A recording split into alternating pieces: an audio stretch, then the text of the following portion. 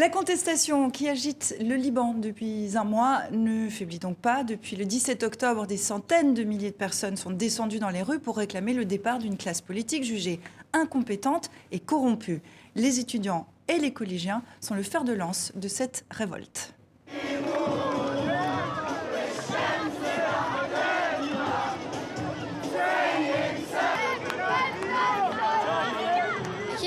Bien sûr que j'ai peur pour mon avenir si les mêmes personnes reviennent et qu'elles ne pensent à rien d'autre qu'à leurs intérêts et à leurs poches. Il n'est question que de quotas, de vols et de pillages. Et personne ne pense à mon avenir. Personne n'y pense. Personne ne songe à construire un pays. Ils ne pensent qu'à leurs poches et à la manière d'envoyer ensuite leurs enfants à l'étranger.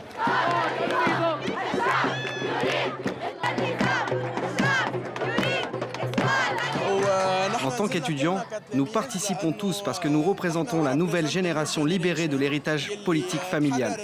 Même si nous appartenons à des partis politiques, nous avons des priorités. Le Liban d'abord et ensuite le parti politique auquel nous appartenons, quel qu'il soit. Alors, la jeunesse libanaise investit les rues pour appeler à transcender les confessions d'appartenance. Yann, c'est révolutionnaire pour le Liban ? Si ça se maintient dans la durée, oui. Parce qu'effectivement, jusqu'à maintenant, on avait, du fait du système institutionnel, du fait aussi de l'héritage de la guerre, des gens qui étaient relativement assignés à résidence, si je puis dire, dans leur communauté, à la fois par le droit civil, par les institutions politiques et par la mémoire des affrontements qui ont eu lieu. Là, on a une génération, puisqu'on voit dans les images que ce sont quand même beaucoup des gens très jeunes, voire très très jeunes, on voit qu'il y a une génération qui se réclame d'abord libanaise et ensuite éventuellement maronite, sunnite, chiite, etc. Ce qui est nouveau aussi visiblement en ce mouvement, c'est que contrairement à 2005, au moment après l'assassinat de Rafik Hariri, où il y avait des manifestations, il n'y avait pas beaucoup de chiites dans les manifestations à l'époque. Aujourd'hui, tout le monde y est, toutes les communautés y sont.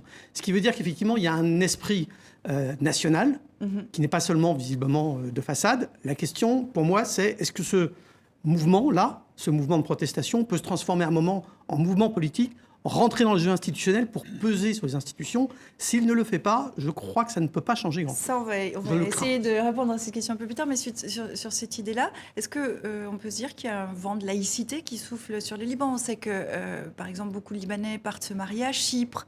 Est-ce qu'il y a cette envie aussi d'une place plus réduite de la religion au Liban ? Oui, pour une sécularisation de l'État, c'est indéniable.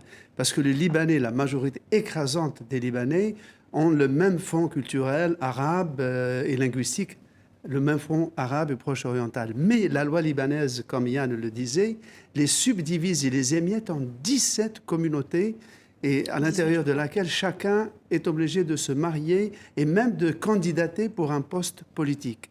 C'est cela que la jeunesse libanaise, qui est la plus éduquée du monde arabe, la plus connectée sur le monde extérieur via ces innombrables réseaux d'une diaspora répandue sur les 5 continents. C'est donc, ces jeunes ne demandent pas seulement le changement de la classe politique, ils demandent un changement des règles du jeu. Ils ne veulent pas des têtes, ils veulent une nouvelle forme d'exercice du pouvoir et de nouvelles conditions pour désigner les responsables. Alors, tout le droit personnel au Liban découle des textes religieux respectifs. Clairement, les femmes qu'on voit, qui sont vraiment en tête des manifestations, sont les grandes perdantes de cette situation. Ça, c'est aussi particulier dans cette contestation. Oui, c'est sans doute les grandes perdantes avec l'ensemble de la jeunesse, je dirais, parce que autant tout le Liban est soumis à une assignation communautaire, autant la jeunesse est elle aussi soumise à assignation, on l'entendait dans le reportage, assignation à partir, et je trouve intéressant cette déclaration de la jeune fille dans le reportage, puisque partir pour la jeunesse, c'est aussi très lié à la situation financière du Liban, qui oblige presque la jeunesse à partir en diaspora pour ensuite ramener des devises au Liban qui serviront en partie à rembourser la dette libanaise. Donc cette impossibilité de vivre au Liban, enfin cette impossibilité d'avoir un avenir pour une jeunesse qui aujourd'hui n'a pas vécu la guerre et qui n'est pas effectivement issue de cette classe politique et de ces factions, c'est effectivement une nécessité très pressante. On le voit là, le mouvement est tellement massif qu'il transcende les milieux, les confessions, etc. Ce qui est pointé du doigt, c'est ce qui est considéré un peu comme le vice originel, le confessionnalisme, qui est en fait, et vous l'évoquiez tout à l'heure, la clé de voûte de toute l'architecture politique.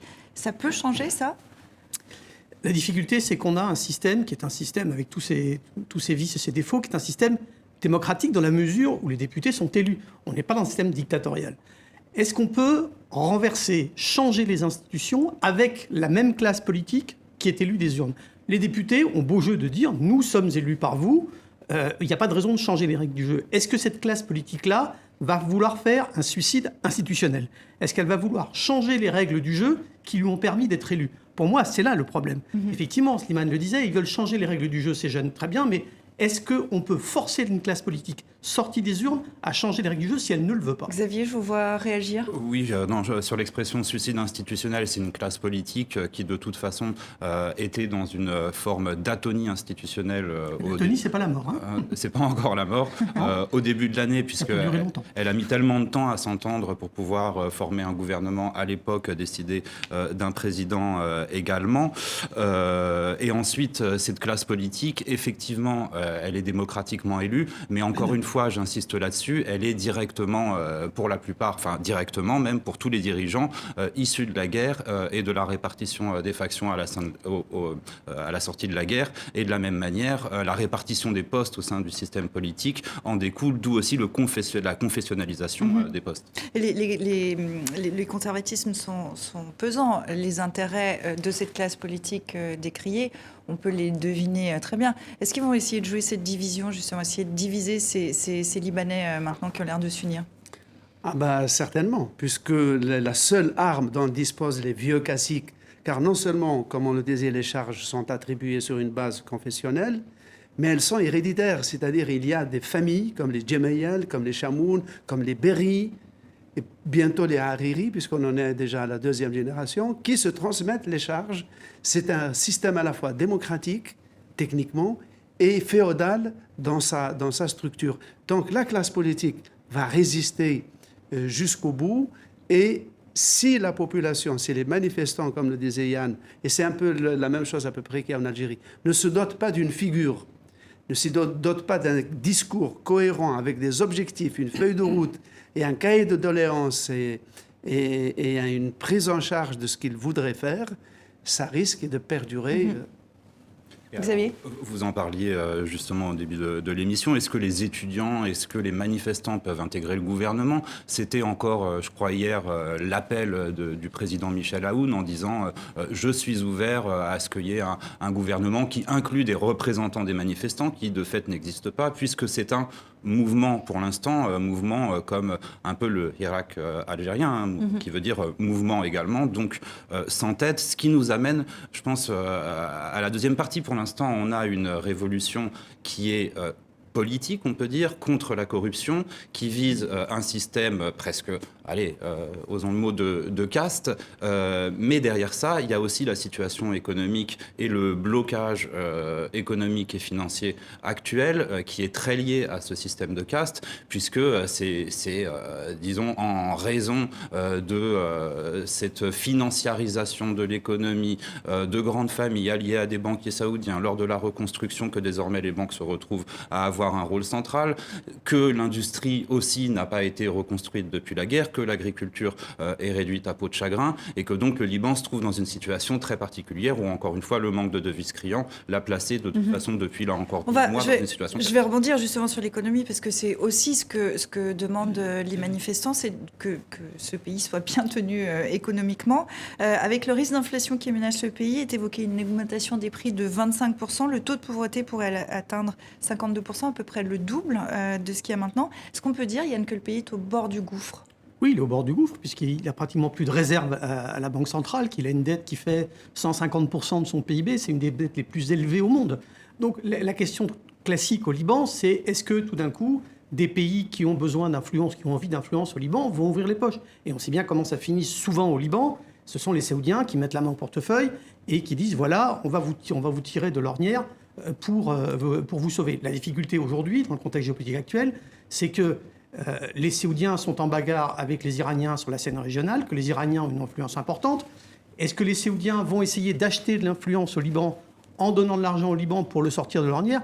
Il est très clair que ce n'est pas la communauté internationale qui va le faire. Il y a une réunion l'an dernier, je crois, la réunion du CEDRE à Paris, qui a promis 11 milliards d'aide au Liban pour sa reconstruction, à condition que le Liban, que la classe politique fasse des réformes. Ce qu'évidemment la classe politique n'a pas fait pour des raisons de prébande. Il est clair qu'une partie de la classe politique actuelle est liée notamment aux banques qu'elle s'enrichit comme ça et qu'elle n'a absolument pas envie de changer le système. Mais il y a des sujets très concrets, comme l'électricité, qui est un des abcès de fixation des manifestants, parce que ça coûte un argent fou et au pays et aux citoyens, et il n'y a pas d'électricité au Liban plusieurs heures par jour. Et précisément, Yann, vous parliez de la conférence CEDRE donc l'année dernière, qui avait prévu un financement quand même très important pour le Liban, qui devait donc se soumettre à certaines obligations. C'est ce qu'a quand même essayé de faire le Premier ministre Hariri au cours de l'année, avec le peu de gouvernement et de gouvernementabilité qu'il avait, avec certaines réformes, d'où certaines mesures comme l'augmentation du prix de l'essence en septembre, d'où la taxe WhatsApp en un sens, qui a déclenché la colère des manifestants. Et je trouve intéressant que justement le gouvernement se soit retrouvé à la fin dans une sorte de cul-de-sac, ce qui ne veut pas dire qu'il n'y a pas de réformes possibles à faire au Liban, notamment un ensemble de réformes fiscales. Alors on peut lire ça et là qu'il y aurait la taxation des banques accrue, il y aurait la création d'un véritable impôt sur les hauts revenus, qui est un des impôts les plus faibles. Par exemple, je crois que c'est 20% pour les très hauts revenus, quand c'est 37% aux États-Unis et 45% Liban est un des pays les plus inégalitaires en France, un des pays les plus inégalitaires. J'ai plus les chiffres en tête, mais c'est assez affolant, effectivement. De ce point de vue-là, il y a quand même des leviers économiques sur lesquels encore jouer. Mais encore faut-il qu'il y ait une volonté politique pour le faire, et c'est le Parlement qui décide. Et le Parlement, il est tenu par les gens qui profitent du système actuel. Je ne vois pas pourquoi il se suiciderait, une fois de plus, politiquement. Pour rebondir sur l'aspect géopolitique que vous évoquiez tout à l'heure, Yann, on sait que le Liban, c'est un petit pays tiraillé toujours. On voit aussi... On a vu cette semaine que l'Iran est secoué depuis vendredi par de violentes manifestations dans une centaine de villes. On n'en sait pas grand-chose puisque l'Internet est coupé, mais on évoque quelques dizaines de morts. Révolte en Irak aussi. De Bagdad à Beyrouth, est-ce qu'on peut dire que l'axe iranien chancelle dans la région ? En tout cas, ce qu'on a appelé ce corridor iranien qui va de Téhéran jusqu'à Beyrouth, effectivement, il est secoué par des remous où souvent l'Iran est conspué. Donc, si on lit la presse des pays du Golfe, toutes ces manifestations visent l'Iran à travers leurs classes politiques respectives. Mais donc là, c'est en train, juste pour rester là-dessus, oui. Cet axe est en train de s'effriter ? En tout cas, il y a une chose qui est claire, c'est qu'au Liban, singulièrement, l'allié principal de l'Iran, c'est le Hezbollah. Et le Hezbollah reçoit de l'argent de l'Iran. Du fait des sanctions américaines qui ont aggravé les difficultés de l'économie iranienne, le Hezbollah reçoit moins d'argent, semble-t-il, de l'Iran et peut donc moins en redistribuer. Et ça, c'est un problème. Et ça peut expliquer en partie, outre l'engagement des gens du Hezbollah en Syrie, où il y a eu beaucoup de morts libanais qui ont combattu, cette baisse des ressources explique probablement en partie aussi le fait que la rue chiite se soit cette fois-ci soulevée, ce qui n'était pas le cas précédemment. Et on en revient au point de départ un peu du thème pour boucler la boucle. On a l'impression, quand on regarde ce qui se passe depuis un mois au Liban, Slimane, que les Libanais se découvrent un peuple. Ils découvrent qu'ils sont un pays, qu'ils sont un peuple uni. En fait, c'est ça le plus grand enseignement pour l'instant à tirer de ce qui se passe depuis un mois ? Oui, en tout cas, ils dénoncent un système politique confessionnel que la région subit depuis 5 siècles, depuis l'époque. C'est un héritage de l'époque ottomane, qui existe aussi d'ailleurs en Israël d'une certaine manière. Donc c'est la découverte d'une identité qui transcende la confession et qui met en avant des qualités humaines et non pas confessionnelles, c'est-à-dire la probité, l'honnêteté et la compétence sont les seuls critères que les manifestants réclament pour pouvoir être désignés à une charge étatique et non plus l'origine confessionnelle. La société libanaise est en train de changer en profondeur ? Je pense qu'en tout cas, la partie la plus jeune de la société, parce que la partie la plus âgée, en 91, au moment de la fin de la guerre civile, c'est en gros contenté du fait qu'on donnait le pouvoir aux chefs de la guerre pour qu'ils arrêtent la guerre. On leur donnait ce qu'ils voulaient, le pouvoir, ceux qui n'avaient pas encore, parce qu'un certain nombre de chefs actuels politiques sont issus de la guerre directement. Michel Aoun, il ne vient pas d'une grande famille de notables libanais. C'est vraiment un homme qui a grandi, qui a pris du pouvoir du fait de la guerre. Un peu après, mais quand même du fait de la guerre. Donc, la génération la plus âgée s'inquiète probablement du fait qu'on remette cet édifice fragile, parce que cette génération ancienne a le souvenir de la guerre civile. Les plus jeunes n'ont pas ce souvenir-là. Donc, effectivement, ils sont prêts à contester beaucoup plus. Une des revendications des jeunes, c'est d'avoir un gouvernement de technocrates et pas un gouvernement d'hommes politiques. Le problème, c'est que des technocrates, s'ils ont derrière eux une fonction publique qui est elle-même divisée confessionnellement, comme c'est le fait aujourd'hui, quelle marge de manœuvre auront-ils pour faire les réformes qui sont nécessaires. C'est une des questions centrales. Des réformes à faire en profondeur. Je précise que c'est aujourd'hui au Liban la fête de l'indépendance avec des membres de la diaspora libanaise qui arrivent sur Beyrouth. Donc ça risque d'être un vendredi intéressant à suivre sur place.